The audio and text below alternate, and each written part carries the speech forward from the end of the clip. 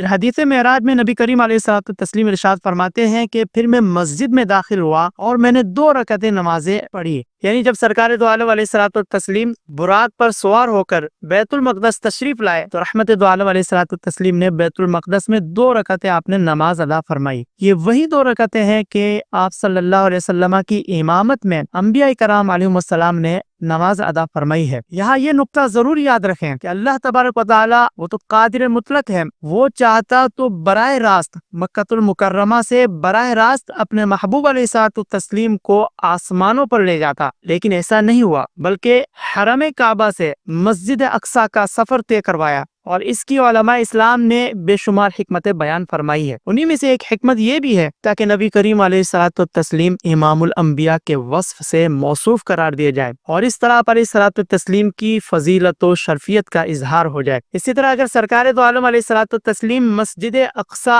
آئے بغیر ہی ڈائریکٹ تشریف لے جاتے تو یقیناً اس میں نبی کریم علیہ الصلوۃ والتسلیم کی معراج تو ہوتی، لیکن دیگر کم و بیش 1,24,000 انبیاء کرام علیہ السلام کی معراج نہ ہوتی. اسی طرح آسمانوں کی معراج نہ ہوتی، سدرۃ المنتہا کی معراج نہ ہوتی، عرش کی معراج نہ ہوتی. تو خلاصہ کلام یہ ہے کہ معراج کی شب بیت المقدس میں امام الانبیاء محمد رسول اللہ صلی اللہ علیہ وسلم کی امامت میں انبیاء کرام علیہ السلام نے نماز ادا فرمائی ہے.